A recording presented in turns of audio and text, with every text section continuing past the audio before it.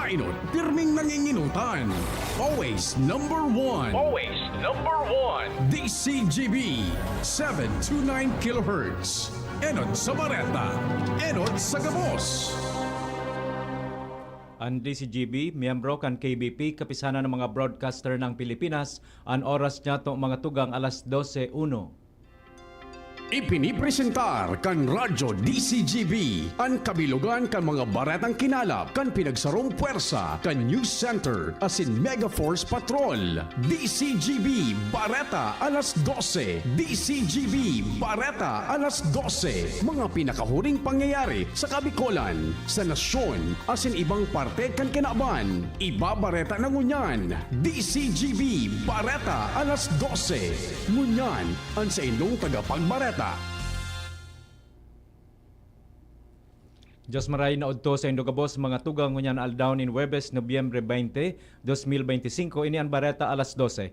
Kami po ang sa indong mga tagapagbareta. Ako po si Gina Ritterly. Ako man po si Bert Nunez.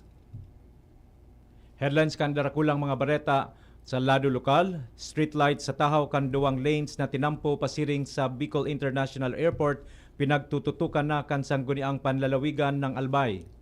Albay PNP personnel na naging parte kang Civil Disturbance Management Team sa duwa na aldaw na rally sa Manila, naging matrayumpo ang operasyon sigun kay Nunez.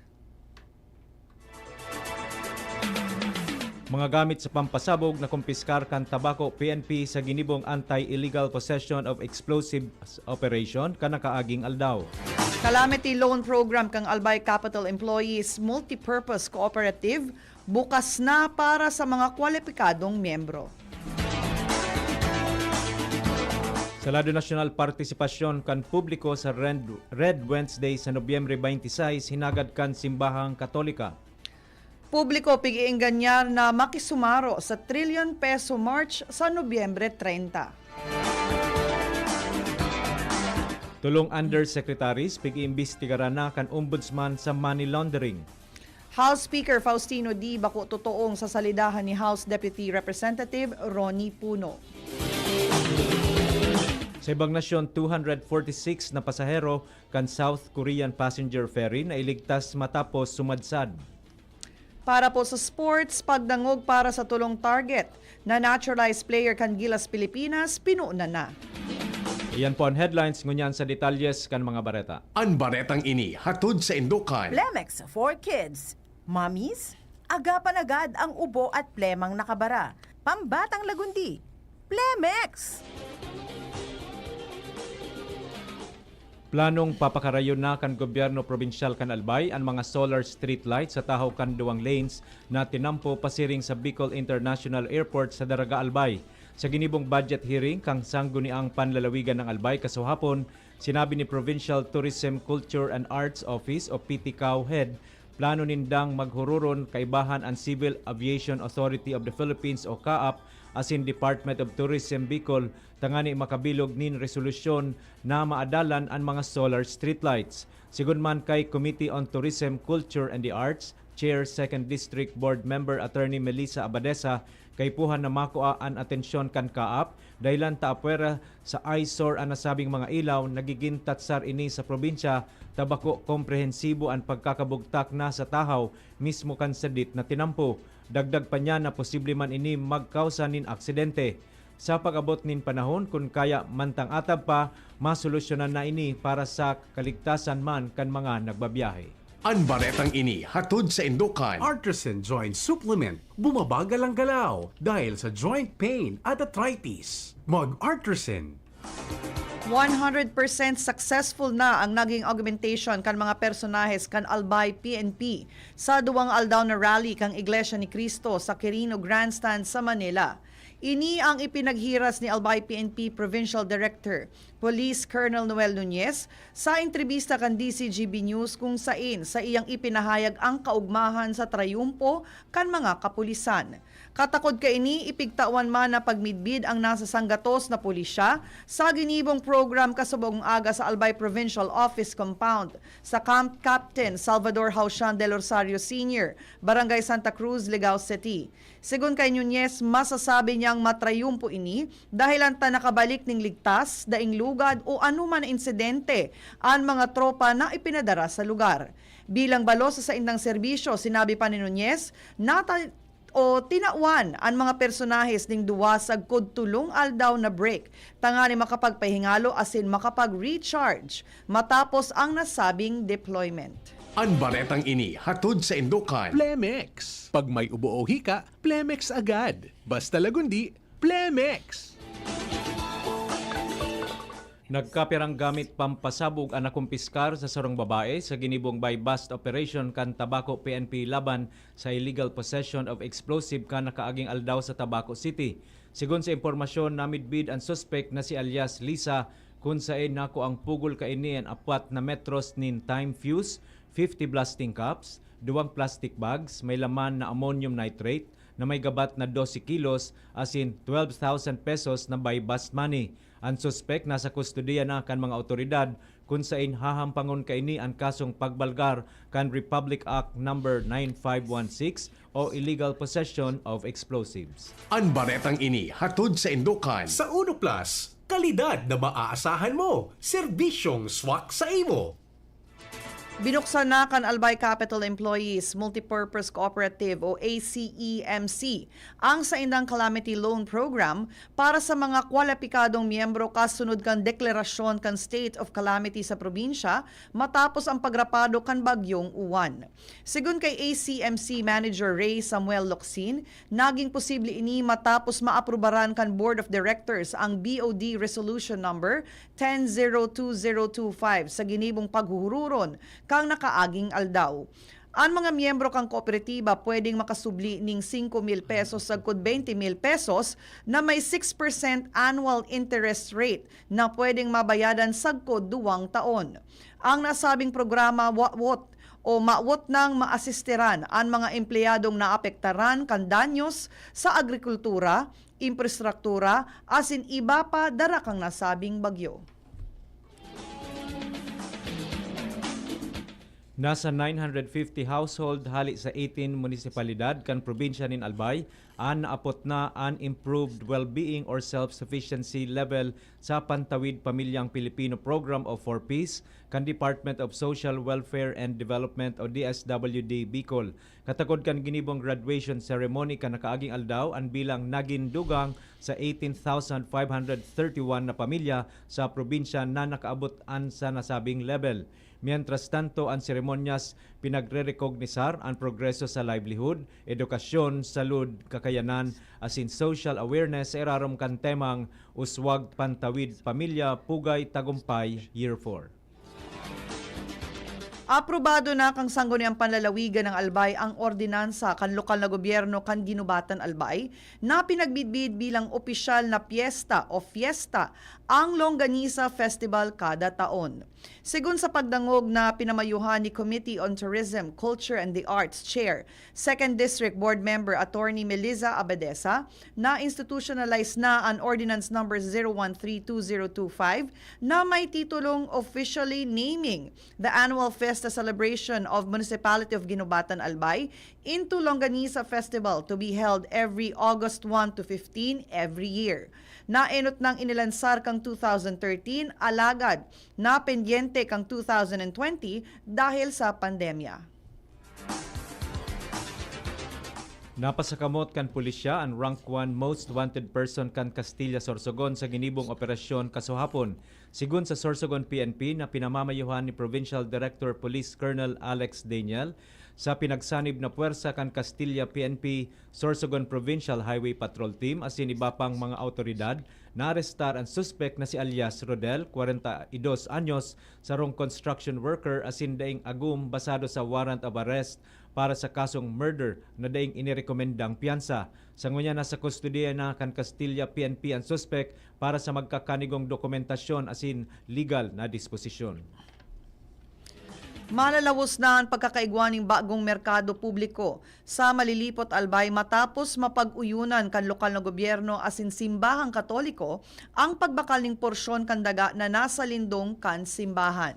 Sa entrevista kan DZGB News, pinagkumpirmar ni Mayor Zenon Volante na tinugutan na sindakan simbahan na Bacolod ang 6,600 na metro kwadrado na natatada na kapidaso kan pinabakal man na lote sa lokal na gobyerno na tutugdukan kan bagong munisipyo. Ang nasabing daga 1.4 hectares, kantidad ning 14 million pesos, alaga na pendyente ang fondo kaini. Mientras tanto, pinagpromisa man ni Albay 1st District Representative Crisel Lagman na bubugtakan inining fondo dire-diretso sagkod sa Phase 2 kang konstruksyon. Abangan pa ang ibang mga bareta sa pagbabalik kan bareta alas 12. Bakunang angat, serbisyong dapat. Sa presyong abot kaya at matapat. Lahat ng yan, nasa Rabvax. Nakagat o nakalmot ka ba? Huwag mag-alala. Rabvax Animal Bite Center ang inyong kaagapay para sa pinagkakatiwalaan, mura, ligtas at siguradong proteksyon laban sa rabies. Bukas po kami 8 a.m. to 5 p.m. mula Lunes hanggang Sabado. 8 a.m. to 12 noon naman every Sunday.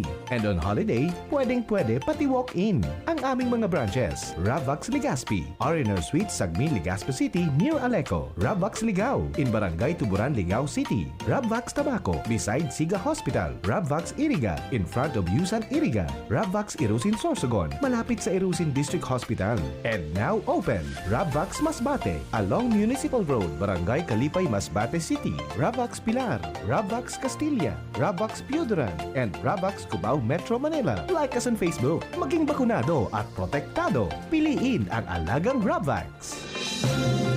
Mga tugang, abangan ta ang pinakabagong programa digdi sa DCGB Radio. Ang programang mahatod ning mga impormasyon, mga istoryang kapupurutan nin inspirasyon na naidulot kan pagtatrabangan nganing maiangat ang pagkabuhay kan mga Bicolanong paraomang benepisyaryo. Magiribahan kita alas 10:30 hasta alas 11 ning pagkaaga. Magantabay asin maghinanyog sa kape asin baretang agraryo. Yolo Pascual po. Sa ubo at hika, may Plemex Forte Syrup and bottles. Pero para sa ginhawang kailangan agad, may Plemex Forte Capsule and Blister Pack. Madaling bitbitin, kayang ibulsa. Gawa sa natural na lagundi na tumutunaw at nagpapalabas ng plema. Convenient na, ginhawa pa. Plemex Forte Lagundi in Capsule. Basta lagundi, Plemex. Easy! Vitex Segundo L is the generic name of Plemex Forte. If symptoms persist, consult your doctor. Pre, makinig ka muna. Payong kaibigan lang ha. Work hard, play hard. Yan ang motto ko dati. Pero nakakapagod din pala katagalan. Sa gitna ng lahat ng mga puyat, inom at pagkain ng masasarap, kasama na ang oily at fatty foods, kailangan pa ring bantayan ang kalusugan. Tamang kontrol ang kailangan. Katuwang ko, ang Liverade. May silimarin na maaring makatulong protektahan ang atay. Cheers to more good times. Be a liver lover. Mahalagang paalala, ang Liverade ay hindi gamot at hindi dapat gamitin paggamot sa anumang uri ng sakit. Ang good drinks at good food, perfect combo. Isama pa ang Liverade para sa kalusugan ng atay. Mabibili sa mga leading drugstores nationwide.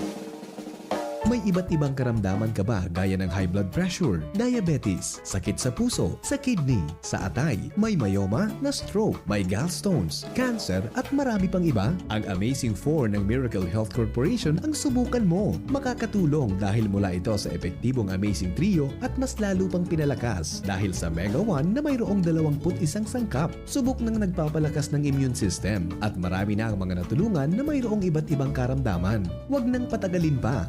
At magpakonsulta. Maaaring pumunta kay Doc Joey Bitito sa Barangay 18, Cabangan West, Legazpi City, kaharap lang ng Bangko Sentral ng Pilipinas. O tumawag sa 0998-975-8121 or 0917-853-8933 para sa free consultation sa natural medicine. Mapapanood din ang serbisyong natural, kalusugan at bayanihan sa YouTube channel at sa Facebook page na Doc Joey Bitito. Nagdadangog kamo sa DCGB. Always number 1, always at your service. Balik po kita sa bareta alas 12 para sa detalyes kan mga bareta sa lado nasyonal asin ni Bapa. Napasakamot kan pulisya ang rank 1 most wanted person kan Sa lado nasyonal, hinagad kan simbahang Katolika sa mga paratubod na makisumaro sa gigibuhon na Red Wednesday sa Nobyembre 26. Ang Red Wednesday, iyo ang pagirumdom sa Martyrs of Faith o mga martir na nagbuwis kan sa indang buhay mantang nanindogan sa pagpapalakop kan Katolikang pagtubod.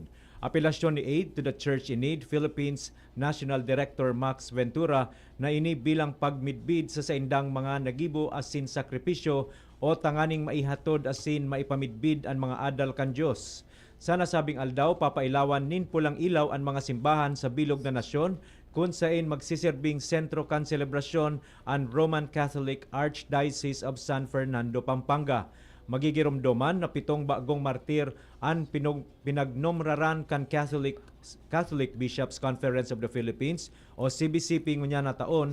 Sigun kay Ventura, makikisumaro ang gabos na mga simbahan sa nasabing okasyon.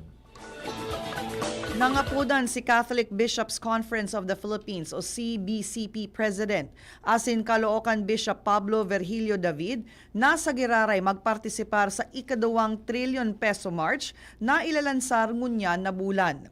Sa sarong video message, sinabi kan Cardinal na kaipuhan tumindog ang mga namamanwaan laban sa korupsyon pero sa matuninong na paagi.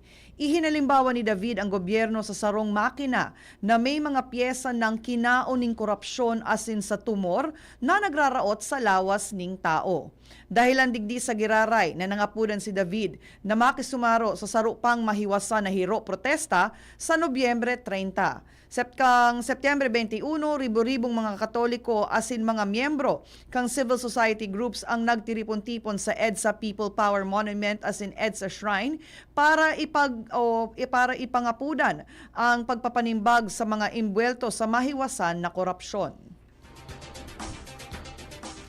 Ipinahayag ni Ombudsman Jesus Crispin Rimulya na tulong dating undersecretaries ang sangunyan pigi-imbestigaran kan sa iyang opisina dahil sa pigsasabing pagkakaimbuelto sa money laundering. Sa sarong press conference, pinag-unambitan ni Rimulya ang mga ini na sina dating Undersecretary Adrian Bersamin kan Office of the Executive Secretary, dating Department of Education Undersecretary Tribe, asin Department of Public Works and Highways Undersecretary Roberto Bernardo. Pinag-unambitan ni Rimulya ang testimonya ni Bernardo sa Senate Blue Ribbon Committee kung saan ang kwarta na nakatagama para sa mga proyekto kan DPWH pigbubugtak sa armored van saka ibabalyo sa saropang armored van. Makusog na pinahumitikan ni House Deputy Speaker Ronaldo Ronnie Puno. Nasa salidahan na siya ni Isabela Representative Faustino Boji D. III bilang presenteng House Speaker.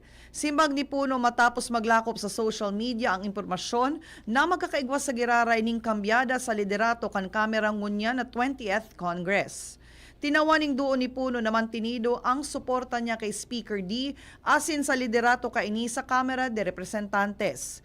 Si D minatukaw pa sa nabilang pamayo kan Kamara kan Setyembre kan maglusad sa pwesto si late Representative Ferdinand Martin Romualdez bilang dating House Speaker sa tahaw kan mainit na issue kang mga anomalyang flood control projects asin insertions sa national budget.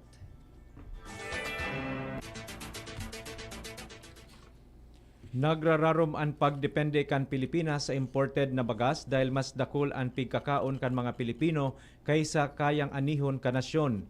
Sigun sa datos kan 2022, kuminaon ang mga Pilipino nin 2.3 million metric tons nin bagas na sobra sa lokal na produksyon o katumbas nin 18% na kakulangan. Ini ang nakapalaman sa bagong pag-aadal kan John Gokongwei School of Management and Department of Environment Science kan Ateneo de Manila University. Sigun sa saindang pag-aadal, haros dai naghihiro ang produksyon nin bagas puun pa kan 2017 base sa datos hali sa Philippine Statistics Authority o PSA. Sa laog din 10 taon, sa good 2023, 9% sanaan initaas kan totalmenting produksyon nin paroy, mantang 1% sana ang nadagdag na rice farmland asin 7% sana na initaas kan average yield. Naharayong bagulbol kumpara sa pagdakol kan populasyon asin pagkonsumo nin bagas kan mga Pilipino. Pinahimutikan kan pag-aadal na ang paghiwas kan mga syudad ang pangenot na kausa kan kakulangan sa farmland.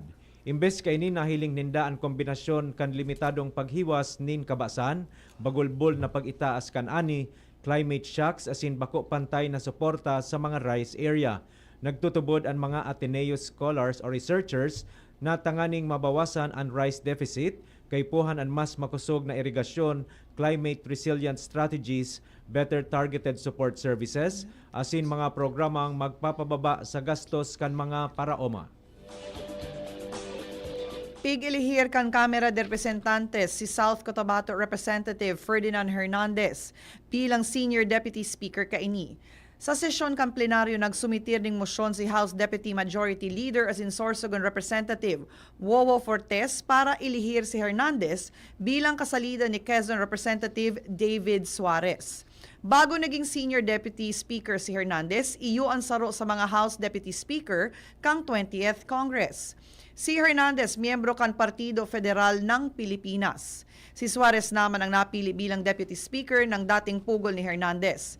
Si Suarez iyo ang stalwart kan Lakas Christian Muslim Democrats o Lakas CMD. Barata sa ibang nasyon na iligtasan gabos na 246 na pasahero kansarong South Korean passenger ferry matapos na ini sumadsad sa kadagatan.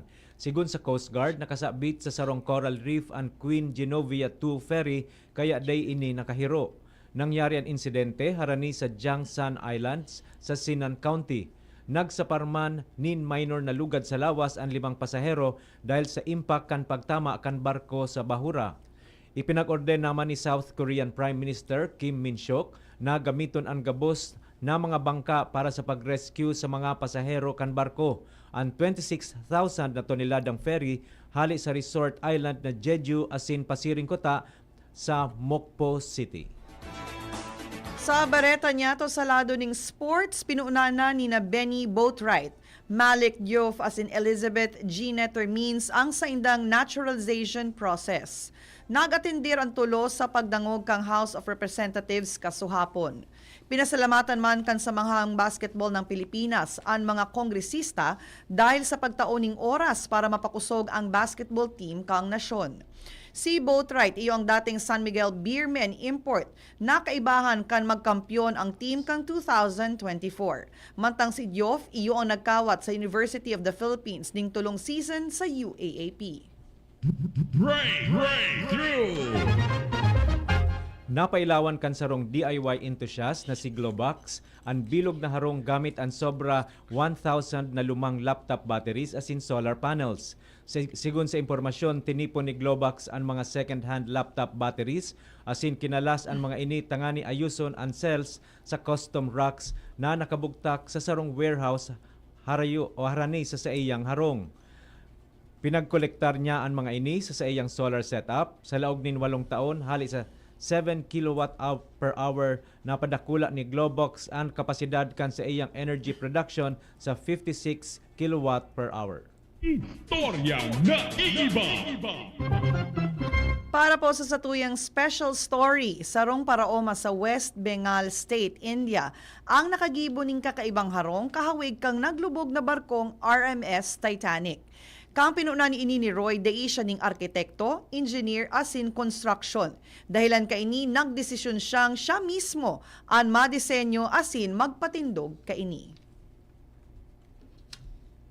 Flashback. Ngunya na aldaw, Nobyembre 20, taon 1896, huminampang si Dr. Jose Rizal kay Judge Advocate Colonel Francisco Olive. Tangani Simbagon ang mga isinaangat na kaso sa iya. Ipinahiling kay Rizal ang mga documentary asin testimonial evidences kung saan tuminagal nin 5 aldaw ang ginibong preliminary investigation. Si Colonel Olive ang parehong persona na pinamayuhan ang mga soldados 5 taon ang nakaagi tangani pahalion ang mga tenants sa Calamba, Laguna kung saan kaibahan digdi ang pamilya ni Rizal. Mga tugang yan na po ang kabilugan kan sa tuyang alas 12 mga bareta, tinipon asin kinalap sa DCGB News Base. Sa pangaran po kan mga nagsurat kan bareta na pinamamayuhan kan sa tuyang News Manager and News Director Sir Mar de la Cruz kay ba si Miss Nicole Gloriani, Social Media Writers Miss Jenny Matthew Balyaran, Miss Shara May Leron asin Mr. Jimos Barrios. Sa lado technical kay banta po si Sir Nems Flora asin si Mr. Jerome Nico Martinez and sa tuyang IT.